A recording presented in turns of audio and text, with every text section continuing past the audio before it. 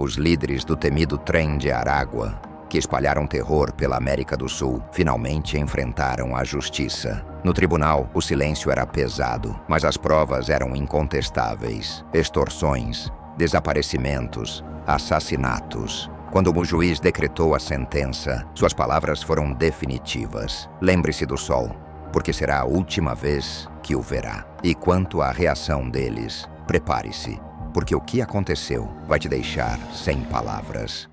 Em um local discreto em Lima, onde uma rede de tráfico humano operava sob o comando do mesmo grupo, as duas operações, aparentemente desconectadas, começaram a convergir. Com cada detalhe investigado, ficou evidente que os líderes do Trem de Aragua usavam sua influência para orquestrar crimes em diferentes países, garantindo que suas ações ficassem fragmentadas e difíceis de rastrear. Enquanto isso, no esconderijo em Bogotá, os agentes aguardavam o momento certo para agir. O plano exigia paciência e precisão, pois qualquer movimento em falso poderia levar à fuga dos criminosos ou ao sofrimento de inocentes. Quando finalmente chegou o dia, as forças combinadas de segurança cercaram o local em uma operação coordenada e silenciosa. Sem tempo para reagir, os líderes foram capturados. Lembre-se bem de como é o sol, porque será a última vez que você o verá. Foi com essa frase marcante que o juiz condenou os membros do Trem Aragua, deixando todos no tribunal sem palavras. Suas reações foram frias e inabaláveis, mas os detalhes desse caso e a operação internacional que levou à captura desses criminosos revelam uma história cheia de tensão,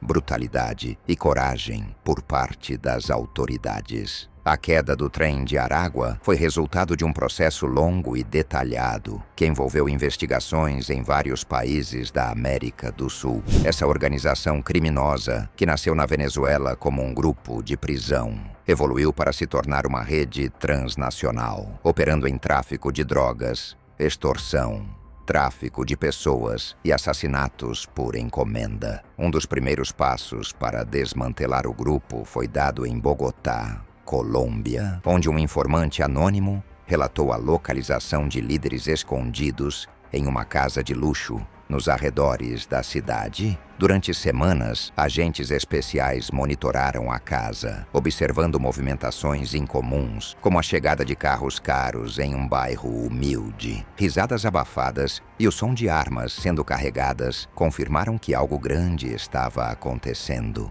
Em paralelo, no Peru, a situação era igualmente preocupante. Investigações revelaram uma rede de bares clandestinos em Lima, onde mulheres eram exploradas sob ameaças de morte. As vítimas, muitas delas migrantes venezuelanas, eram recrutadas com falsas promessas de emprego, tinham seus documentos confiscados e eram mantidas sob vigilância constante. Testemunhos de sobreviventes permitiram que as autoridades agissem rapidamente para impedir a transferência ou execução de mais mulheres. Enquanto isso, no Equador, o Trem de Aragua havia se infiltrado no sistema penitenciário, controlando redes de distribuição de drogas e extorsão de dentro das prisões. Um momento crucial ocorreu quando um empresário local, após receber ameaças de morte, decidiu colaborar com as autoridades. Ele gravou uma conversa com um dos extorsionários, revelando detalhes sobre as conexões da gangue dentro das prisões. Essa informação permitiu que as forças de segurança elaborassem um plano para capturar vários líderes em uma prisão de segurança máxima. No Chile, o cenário também era grave. A gangue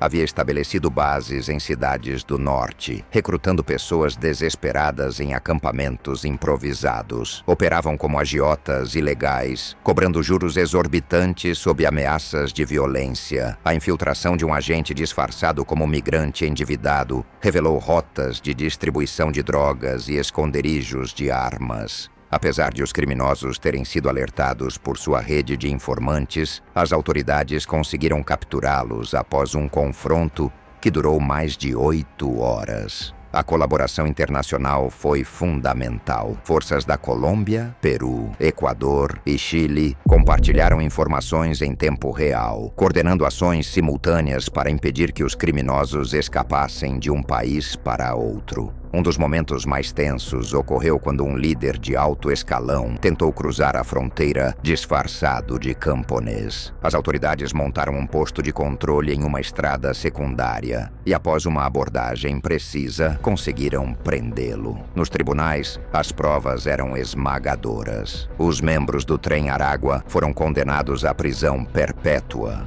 marcando um marco no combate às organizações criminosas na América do Sul. O desfecho do julgamento dos membros do grupo criminoso Trem de Aragua marcou um clímax de anos de investigação, tensão e operações coordenadas em múltiplos países da América do Sul. A captura de seus integrantes, incluindo líderes e associados, foi resultado de um trabalho minucioso que enfrentou inúmeras barreiras, desde redes de informantes até a infiltração de aliados corruptos dentro das forças de segurança. No tribunal, os acusados exibiram uma mistura de indiferença calculada e nervosismo mal disfarçado. No momento em que as sentenças foram pronunciadas, as expressões variaram amplamente. Alguns mostraram desafio, como o conhecido El Chamo, que chegou a esboçar um sorriso debochado diante das câmeras, como se o momento fosse apenas mais um jogo de poder.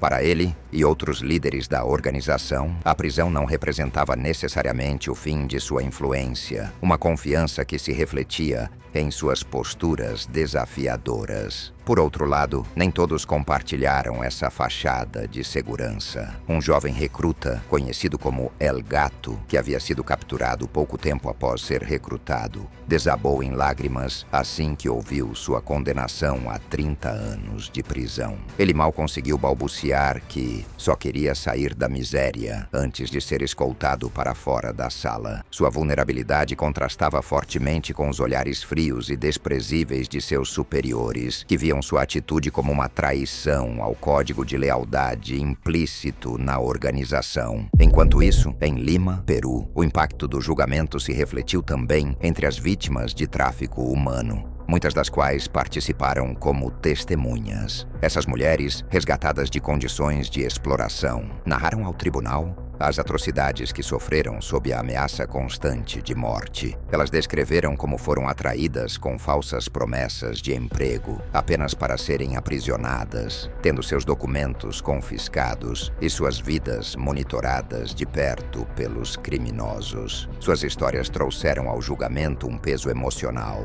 que nem mesmo os advogados de defesa conseguiram refutar. Na Colômbia, agentes enfrentaram ameaças constantes de vazamentos dentro das próprias forças de segurança, enquanto lidavam com uma organização que se movia nas sombras. Em um caso particular, um grupo de policiais chegou a invadir uma casa suspeita apenas para encontrar o local completamente vazio, com uma mensagem pintada na parede: "Estamos sempre um passo à frente." No Peru, membros detidos tentaram organizar uma fuga em massa da prisão, utilizando facas improvisadas contrabandeadas com a ajuda de subornos. Apesar da tentativa frustrada, o incidente deixou claro que o grupo ainda mantinha um grau significativo de organização e intenções perigosas. As operações coordenadas em múltiplos países foram cruciais para desmantelar a rede criminosa. Mesmo com as condenações e o enfraquecimento do grupo,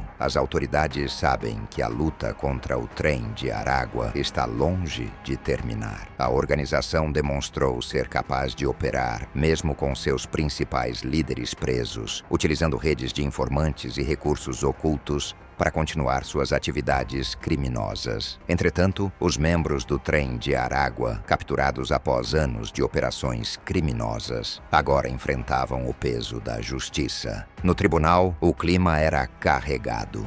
Estes indivíduos haviam coordenado redes de exploração que deixaram um rastro de vidas destruídas. Entre os líderes, o Touro se destacou por sua atitude desafiadora. Durante a leitura de sua sentença, ele interrompeu o juiz em várias ocasiões, alegando manipulação das provas. Sua voz profunda e agressiva ecoou pela sala, mas o juiz, inabalável, sentenciou-o a 35 anos de prisão, sem possibilidade de redução. Ao ouvir o veredicto, o touro bateu com força na mesa, gritando que as prisões não seriam capazes de contê-los. Guardas intervieram rapidamente, algemando-o, mas sua raiva mascarava o medo evidente em seus olhos. Este era um homem acostumado a dominar, agora diante de um futuro onde o controle lhe escapava completamente. Em Santiago do Chile, outro julgamento de alto perfil contra a organização ocorreu. Lá os acusados haviam explorado vulnerabilidades de migrantes venezuelanos. Sentenças de 25 a 40 anos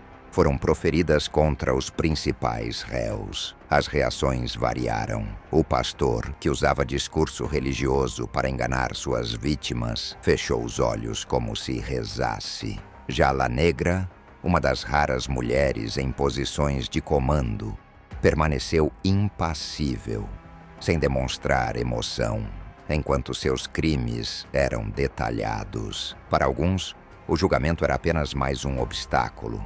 Para outros, o fim de suas ambições de poder. No Equador, onde o trem de Aragua exercia considerável influência nas prisões, a leitura das sentenças foi um golpe significativo à estrutura da organização. Apesar disso, os réus mantiveram uma atitude calculada. O líder local, conhecido como El Diablo, exibiu um sorriso frio durante todo o julgamento. Antes de ouvir sua sentença, usou o momento para enviar uma mensagem aos seus seguidores. Não caímos, nos adaptamos. Suas palavras aumentaram a tensão na sala, mas também expuseram o desespero velado de quem sabia que o controle estava se dissipando. A experiência na prisão foi um verdadeiro calvário. Os membros do trem de Aragua, acostumados a impor o terror e o controle, logo perceberam que atrás das grades as regras eram diferentes. Guardas, muitos deles com histórias de vida marcadas pelas ações da organização, pareciam empenhados em quebrar o espírito dos prisioneiros desde o primeiro momento. Um regime estrito de segurança foi implantado, evoluindo para punições que visavam despojar os detentos de qualquer vestígio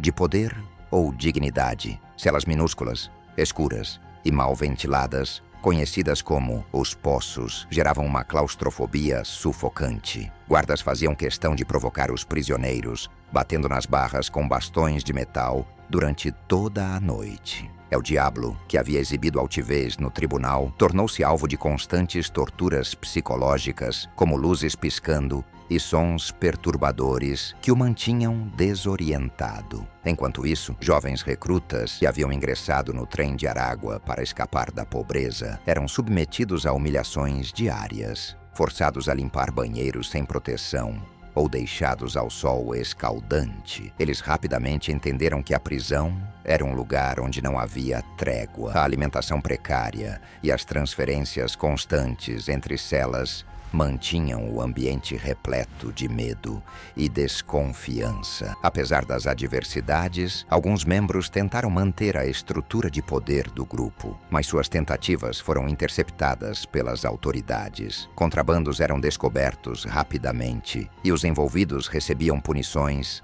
severas. O sistema carcerário deixou claro que o reinado do terror do trem de Aragua havia acabado. E se esse caso te chocou, confira este vídeo sobre traficantes que fizeram o tribunal tremer. Fiquem com Deus e nos vemos em breve.